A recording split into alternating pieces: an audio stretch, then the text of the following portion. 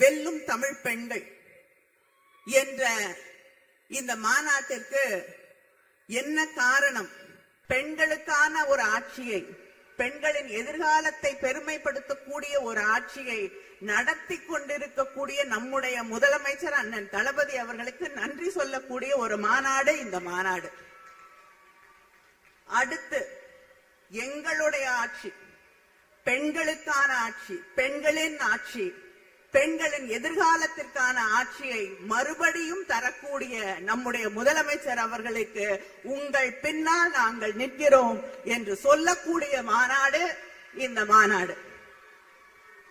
இங்கே இருக்கக்கூடியவர்கள் கேட்கலாம், ஏன் நம்முடைய முதலமைச்சர் அவர்களுக்கு தி கான்ஸ்டிடியூஷன் ஆஃப் இந்தியா, மேடையில இருக்கக்கூடிய மகளிர் அணி சகோதரிகள் அரசமைப்பு சட்டத்தை புத்தக வடிவிலே அவருக்கு வழங்கினோம் பரிசாக, ஏன் என்று நீங்கள் கேட்கலாம்.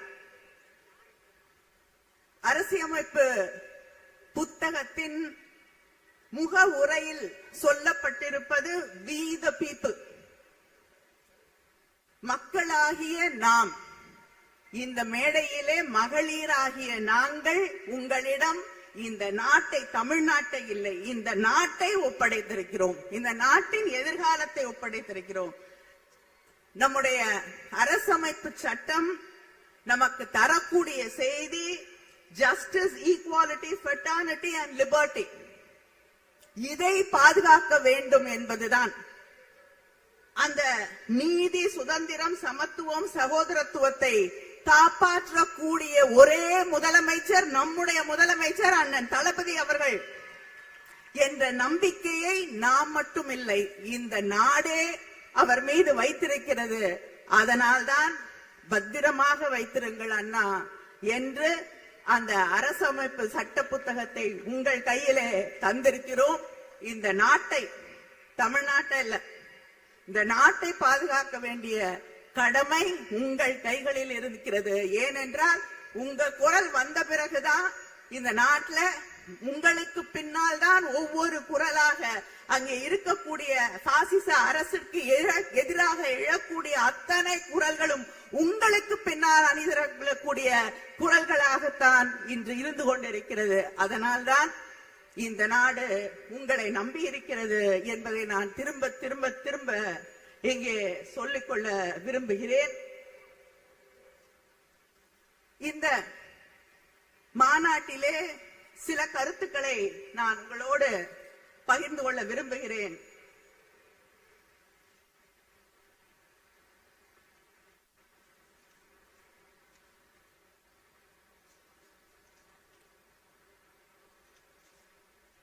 இந்த ஆட்சி மகளிருக்கான ஆட்சி என்று நாம் சொல்கிறோம்.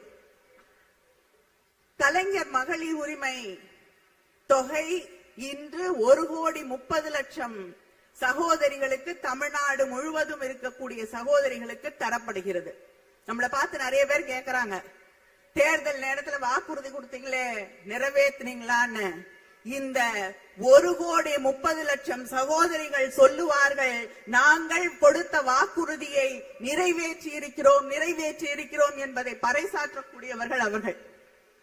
அதே போல புதுமை பெண் திட்டம், கல்லூரிக்கு போகக்கூடிய சாதாரண சாமானிய குடும்பங்கள்ல இருந்து வரக்கூடிய பெண்களுக்கு கல்வி தடைபடக்கூடாது என்பதற்காக மாதம் 1000 ரூபாய் வழங்கக்கூடிய புதுமை பெண் திட்டம், விடியல் பயணம். பெருமையோடு சொல்கிறேன், 47% உழைக்கக்கூடிய, வேலைக்கு போகக்கூடிய பெண்கள் இருக்கக்கூடிய மாநிலம் தமிழ்நாடு. வேற எந்த மாநிலத்திலும் அதற்கான வாய்ப்புகள் உருவாக்கப்படவில்லை.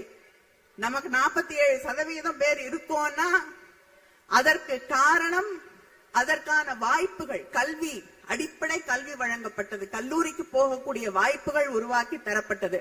ஒரு பாதுகாப்பான மாநிலமாக இந்த மாநிலம் இருக்கக்கூடிய ஒரே காரணத்தாலதான் 47% இந்தியாவிலேயே அதிகமாக உழைக்கக்கூடிய, வேலைக்கு போகக்கூடிய பெண்கள் இருப்பது தமிழ்நாடு. இந்த பகுதி கோவை, கரூர், ஈரோடு, திருப்பூர், நீலகிரி, நாமக்கல் இங்க புத்தொழில் ஸ்டார்ட் அப்ஸ் கிட்டத்தட்ட 2282 பேர் புதிதாக ஸ்டார்ட் அப்ஸ் துவங்கி இருக்காங்க. ஆண்கள் வருத்தப்படக்கூடாது. அதில் 56% பெண்கள். அதை உறுதி செய்த ஆட்சி திராவிட முன்னேற்ற கழக ஆட்சி. அதே போல தமிழ்நாடுல கல்வி இல்ல, கல்வி வளர்ச்சி இல்லைங்கிறாங்க. உயர்கல்விக்கு போகக்கூடிய பெண்களுடைய சதவிகிதம் இந்தியாவில் 28%. ஆனா தமிழ்நாட்டில் உயர்கல்விக்கு போகக்கூடிய பெண்களுடைய சதவிகிதம் 48. நேஷனல் ஆவரேஜை விட நம்ம 20% தான் அதிகமா இருக்கும். இது வளர்ந்த நாடுகளுக்கு இணையான ஒரு சதவிகிதம். அதே போல படிக்கக்கூடிய பெண்களுக்கு, வேலைக்கு போகக்கூடிய பெண்களுக்கு தோழி விடுதிகள் என்று அவர்கள் தங்குவதற்காக அந்த விடுதிகளை உருவாக்கி அந்த பெண்களை பாதுகாப்பாக வைத்திருக்கக்கூடிய ஆட்சி நம்முடைய அண்ணன் தளபதி அவர்களுடைய ஆட்சி. ஆனா எதிர்கட்சிகள் உதயநிதி பேசும் பொழுது சொன்னாரே, எதிரிலே இருக்கக்கூடிய சங்கி கூட்டம், அடிமைகள் கூட்டம் என்று. அவங்க இன்னைக்கு தமிழ்நாட்டை பார்த்து, நம்முடைய ஆட்சி திராவிட முன்னேற்ற கழக ஆட்சியை பார்த்து பெண்களுக்கு பாதுகாப்பே இல்லை என்று ஒரு கருத்தை சொல்லிக் கொண்டிருக்கிறார்கள். நான் 2 உதாரணத்தை மட்டும் சொல்ல விரும்புகிறேன். பொள்ளாச்சி அதிமுக ஆட்சியிலே, பொள்ளாச்சியிலே நடைபெற்ற பெண்களுக்கு எதிராக நடந்த குற்றங்கள், வன்முறைகள் என்னன்னு நம்ம அத்தனை பேருக்கும் தெரியும். திராவிட முன்னேற்ற கழகம் அண்ணன் தளபதி அவர்களுடைய ஆணைக்கிணங்க அங்கே நாம் மகளிர் அணி அந்த போராட்டத்தை கையிலே எடுத்து அந்த போராட்டத்துக்கு போக கூட விடல. சாலையிலே அமர்ந்து எங்களை போராட்டத்துக்கு போக விடலன்னா நாங்கள் மறியல் செய்வோம் என்று சொன்ன பிறகு, அங்கே அமர்ந்த பிறகுதான் போராட்ட களத்திற்கே போக விட்டாங்க. அங்கே பாதிக்கப்பட்டு போலீஸ் ஸ்டேஷன்ல கம்ப்ளைண்ட் கொடுத்த பெண் எத்தனை அச்சுறுத்தல்களுக்கு ஆளானார்கள். அந்த குடும்பத்தில் இருக்கக்கூடியவர்கள் எல்லாம் தாக்கப்பட்டார்கள். எடப்பாடி பழனிசாமி அவர்களுடைய ஆட்சியிலே பிறகு நம்முடைய போராட்டத்திற்கு பிறகுதான் அந்த பெண்களுக்கு நியாயம் கிடைக்கக்கூடிய வகையிலே அந்த வழக்கு சிபிஐக்கு வழங்கப்பட்டது. நம்முடைய ஆட்சியிலே அந்த பெண்களுக்கு ஒரு நியாயம் கிடைத்திருக்கிறது. நம்மை பார்த்து பேசுகிறார்கள் பிஜேபியை சேர்ந்தவர்கள். 2017 உத்தரப்பிரதேசத்துல உனாவோல 17 வயது ஆன ஒரு சிறுமி குல்தீப் சிங் செங்கார் என்ற ஒரு சட்டமன்ற உறுப்பினரால், அவருடைய ரவுடிகளால் அந்த பெண் பாலியல் வன்முறைக்கு ஆளாக்கப்படுகிறார். அந்த குற்றத்தை செய்த ஒருவர் சமீபத்தில் நீண்ட நாள் போராட்டத்திற்கு பிறகு ஒரு நியாயம் கிடைக்கிறது. நாடு முழுவதும் பற்றி எரிந்த பிறகு அந்த பெண்ணுக்கு ஒரு நியாயம் கிடைக்கிறது. அந்த சிறுமிக்கு சமீபத்தில் அவருக்கு பெயில் வழங்கி இருக்கிறது டெல்லியில் இருக்கக்கூடிய நீதிமன்றம். அதை எதிர்த்து போராடக்கூடிய அந்த பெண்ணுக்கு, அந்த குடும்பத்திற்கு எதிராக போலீஸ் அங்கே களமிறக்கப்படுகிறது. தெருக்களிலே அவர்கள் டெல்லியின் தெருக்களிலே இழுத்து வரப்படுகிறார்கள். இது பிஜேபி பெண்களுக்கு பாதுகாப்பு வழங்கக்கூடிய லட்சணம் இதுதான். ஆனால் கோவையிலே ஒரு பெண்ணுக்கு எதிரான ஒரு சம்பவம் நடக்கிறது. 30 நாள்ல சார்ஜ் ஷீட் போடணும்னு சொன்னது நம்முடைய முதலமைச்சர் அண்ணன் தளபதி அவர்கள். 30 நாள்ல சார்ஜ் ஷீட் நீதிமன்றத்திலே வழங்கப்பட்டது. அந்த பெண்ணுக்கு நியாயம் கிடைப்பதற்கு நம்மோடு நின்று போராடக்கூடிய ஒரு முதலமைச்சர் இருக்கிறார் என்றால், யாரும் கேட்கறதுக்கு முன்னாடி முதல் குரலாக அந்த பெண்ணுக்கு வந்த ஆதரவு குரல் நம்முடைய முதலமைச்சர் அவர்களுடைய குரல். இதுதான் திராவிட முன்னேற்ற கழகத்திற்கும் நமக்கு எதிராக ஒவ்வொரு நாளும் குற்றச்சாட்டுகளை அடுக்கிக் கொண்டே போனால் போதும். ஆட்சியை பிடித்து விடலாம் என்று நினைக்கக்கூடியவர்களுக்கும் இருக்கக்கூடிய வித்தியாசம். நாம் உண்மையிலே பெண்களுடைய எதிர்காலம் பாதுகாப்பு பற்றி கவலைப்படக்கூடியவர்கள். பிஜேபி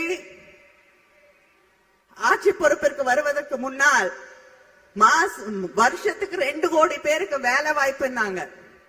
இன்னைக்கு கிராமப்புறங்கள்ல இருக்கக்கூடிய மக்களுடைய 100 நாள் வேலைக்கு கூட உலை வைத்துக் கொண்டிருக்கக்கூடிய ஆட்சி அங்கே நடைபெற்றுக் கொண்டிருக்கக்கூடிய பிஜேபி ஆட்சி. அதுக்கு எதிராக தமிழ்நாட்டில் இருக்கக்கூடிய எதிர்கட்சிகள் என்று எங்களை எல்லாம் சொல்லுங்கள் என்று சொல்லி சொல்லி பெருமைப்பட்டுக் கொண்டிருக்கக்கூடியவர்கள், நமக்கு எதிராக குரலை உயர்த்தி கொண்டிருக்கக்கூடியவர்கள், நமக்கு எதிராக அரசியல் செய்ய வேண்டும் என்று ஆசைப்படக்கூடியவர்கள் அந்த 100 நாள் வேலை திட்டத்தை நிறுத்த துடிக்கக்கூடிய அந்த பிஜேபியை எதிர்த்து ஒரு வார்த்தை பேசியிருக்காங்களா?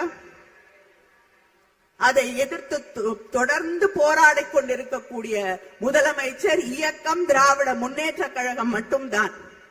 இது தமிழ்நாட்டை மட்டும் பாதிக்கக்கூடியதில்லை, நாடு முழுவதும் இருக்கக்கூடிய கிராமப்புறங்களிலே வசிக்கக்கூடிய மக்களுடைய வாழ்வாதாரத்தை, அவங்களுக்கு கிடைக்கக்கூடிய அந்த அடிப்படை சம்பளத்தை, அந்த ஒரு பொருளாதாரத்திலே அவர்களுக்கு இருக்கக்கூடிய பாதுகாப்பை அழித்தொழிக்கக்கூடிய சட்டம் அங்கே நிறைவேற்றப்பட்டுக் கொண்டிருக்கிறது. இப்படி மக்களுக்கு எதிராக, பெண்களுக்கு எதிராக தொடர்ந்து செயல்பட்டுக் கொண்டிருக்கக்கூடிய இந்த நாட்டிலே ஆன்மீகத்தை, இந்த நாட்டிலே மத கலவரத்தை, இந்த நாட்டிலே காழ்ப்புணர்ச்சியை, வெறுப்பை உருவாக்கி அரசியல் செய்து விடலாம் என்று துடித்துக் கொண்டிருக்கக்கூடிய பிஜேபிக்கு சம்மட்டி அடியாக நின்று கொண்டிருக்கக்கூடிய நம்முடைய முதலமைச்சர் அண்ணன் தளபதி அவர்களின் பின்னால் அணிதிரள்வோம். இங்கே இருக்கக்கூடிய பெண்கள் தலை நிமிர்ந்து நிற்கக்கூடியவர்கள். சிலர் நினைக்கலாம், நாம் நம்முடைய பார்வையை உயர்த்தக்கூடாது, குறுகி நிற்க வேண்டும், அவர்களுக்கு வளைந்து கொடுக்க வேண்டும், அவர்கள் முன்னால் நிற்கக்கூடிய தகுதி இல்லை என்று. அதையெல்லாம் உடைத்து வந்து நிற்கக்கூடிய அந்த உறுதியை நமக்கு திராவிட இயக்கம் தந்திருக்கிறது, நம்முடைய திராவிட மாடல் ஆட்சி தந்திருக்கிறது. நன்றி, வணக்கம்.